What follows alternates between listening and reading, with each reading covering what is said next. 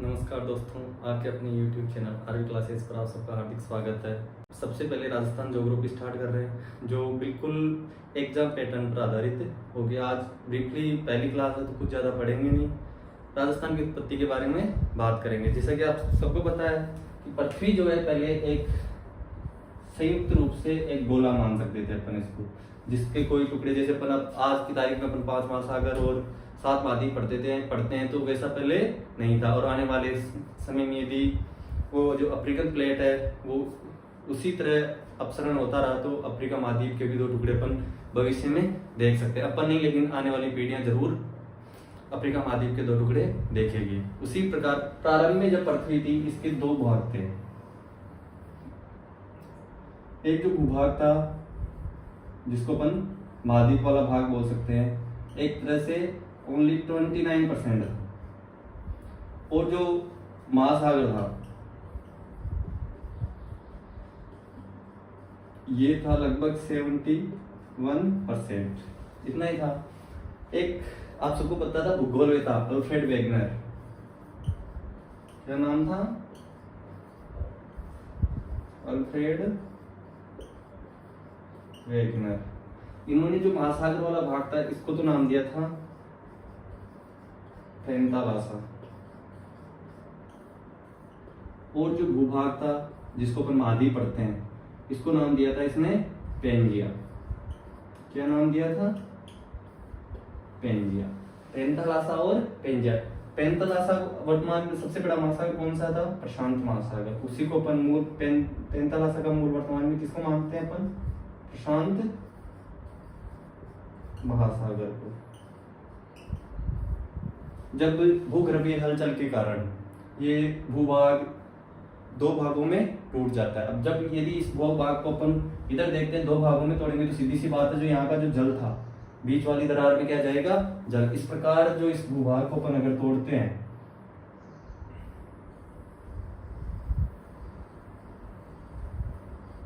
इस प्रकार से ये भूभाग टूट जाता है। और इस भूभाग को जो ये जो पानी था ये वाला, ये पानी यहाँ से इसमें क्या आ जाता है? पानी आ जाता है। तो ऊपर वाला जो भाग था उसको तो नाम दिया गया है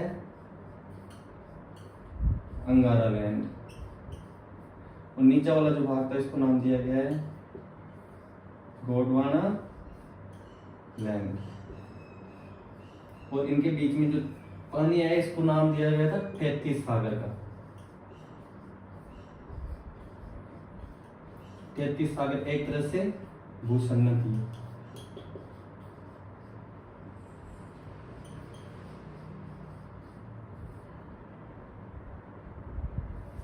ठीक है। इस प्रकार जो भूभाग है ये पहले एक ही था, जिसको अपन महाद्वीप के भाग संयुक्त रूप से थे, जिसको अपन क्या बोलते थे? पेंजिया। कालांतर में पेंजिया के कितने टूक हो गए? 2 टूक हो जाने से बीच में क्या आ गया? पानी।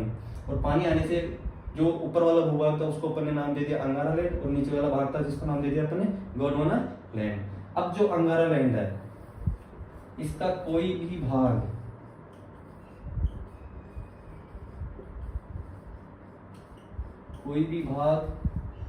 भारत में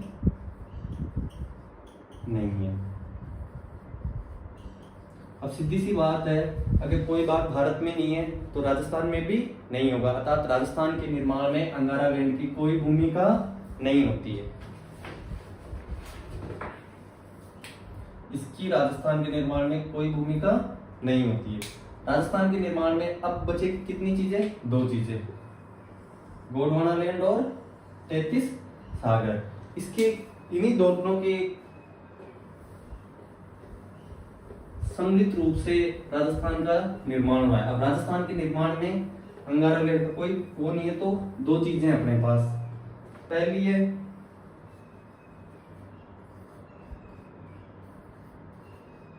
गोंडवाना लैंड और दूसरी है 33 सागर।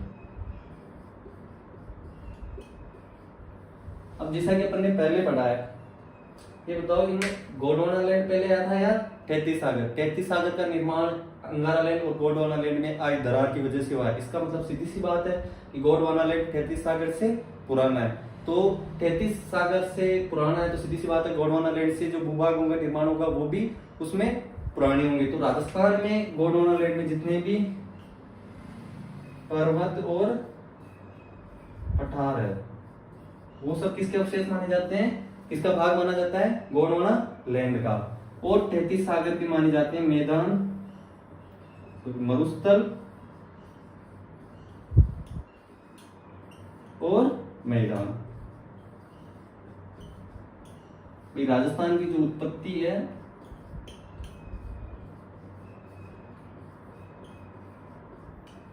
उनमें दो चीजों की क्या है, महत्ता है। एक तो गोंडवाना लैंड, एक 33 सागर। गोंडवाना लैंड से क्या बने, पर्वत और पठार, और 33 सागर से क्या बने, मरुस्थल और मैदान। इसका मतलब है पर्वत, राजस्थान में कौन सा पर्वत है,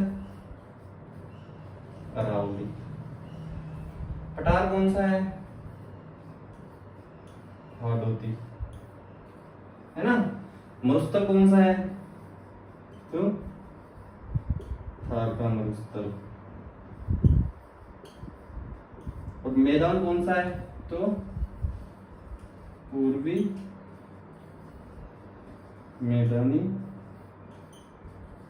प्रदेश। इस प्रकार राजस्थान का जो निर्माण हुआ है, उत्पत्ति एवं निर्माण,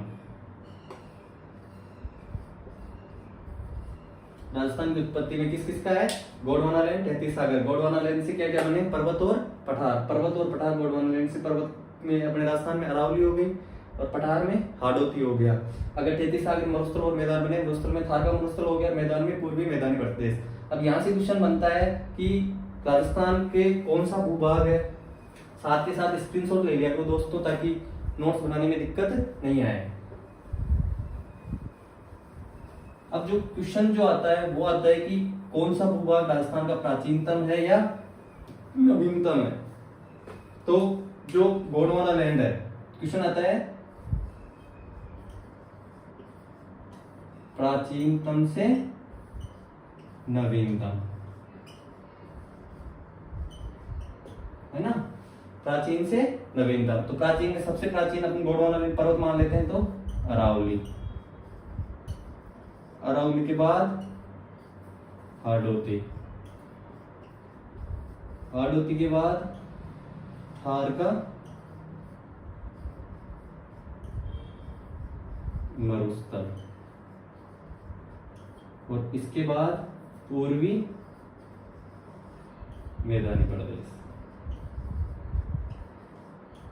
ये समय के अनुसार प्राचीनतम भूभाग कौन सा है, तो अरावली, फिर उसके बाद हाडोती। ये क्वेश्चन एग्जाम में कई बार पूछा जाता है कि राजस्थान के भूभाग समय अनुसार प्राचीनतम से सबसे प्राचीनतम भूभाग कौन सा है, तो उसमें अरावली नहीं देते, हाडोती अपने को लगाना है। हाडोती या फिर नवीनतम दे देते हैं, तो नवीनतम में सबसे नवीनतम क्या होंगे, मैदान, और सबसे प्राचीनतम पर्वत। इस प्रकार आज अपन ने राजस्थान की उत्पत्ति के, और यदि एक क्वेश्चन यहाँ से ये भी बनता है कि राजस्थान जो है भारत का जो है किसका हिस्सा है, तो जो भारत का अपन फिजिकल डिवाइडेशन पढ़ते हैं, तो भारत के अपन जो पर्वत और पठार है, अर्थात ये दोनों जो है, ये दोनों आते हैं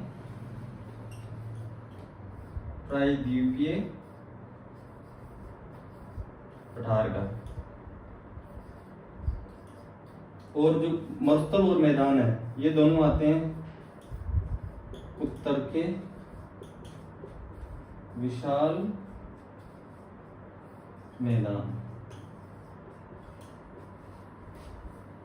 अर्थात पर्वत और पठार भारत के प्रायद्वीपीय पठार का क्षेत्र है, भाग है, और जो थार का मरुस्थल और पूर्वी मैदान जो उत्तर के भारत का जो उत्तर का विशाल मैदान है उसका हिस्सा है। इस प्रकार आज अपन ने राजस्थान की उत्पत्ति के बारे में नॉर्मली पढ़ा है, जाना है कि कैसे क्या था, कि प्रारंभ में एक भूभाग था जिसमें 29% भूभाग और 71% 71% जल था। उसके बाद में कोई वैज्ञानिक है अल्फ्रेड वेगनर, उसने बताया कि जो भूभाग है उसको पेंजिया बोलते हैं और जो जलभाग है उसको पैंथालासा बोलते हैं। कालांतर में जो पेंजिया था उसमें एक दरार आ गई, दरार आने से पेंजिया दो भागों में, उत्तरी भाग को अंगारा लैंड और दक्षिणी भाग को गोंडवाना लैंड बोला गया, और उनके बीच में जो दरार में जो पानी भरा उसको बोला गया 33 सागर। फिर अपन ने पढ़ा कि अंगारा लैंड का कोई भी हिस्सा भारत या राजस्थान में नहीं है। फिर अपने पढ़ा है कि जो पर्वत और पठार है राजस्थान के वो गोंडवाना लैंड का हिस्सा है। उसके बाद में जो मरुस्थल और मैदान है वो 33 सागर के हिस्सा है। फिर अपने समय के अनुसार तो जो गोंडवाना लैंड पहले बना था तो उसके जो द्वारा बने हुए जो पार्ट है, भाग है, वो प्राचीन होंगे। तो सीधी सी बात है, पर्वत और पठार मरुस्थल और मैदान से क्या है, प्राचीन है। उसके बाद में अपन ने देखा कि जो भारत के कौन कौन सा हिस्सा भारत के किस भौतिक भाग का हिस्सा है, तो अपने अरावली पर्वत और हाडोती के पठार को प्रायद्वीपीय भारत का हिस्सा माना है, और जो थार का मरुस्थल और पूर्वी मैदानी प्रदेश उसको अपन भारत के उत्तरी विशाल मैदान का हिस्सा मानते हैं। इस प्रकार आज की क्लास में अपन ने थोड़ा सा पढ़ा है, और कंटिन्यू आज से आपके लिए डेली राजस्थान ज्योग्राफी और इसके साथ साथ 1 या 2 दिन में कला संस्कृति।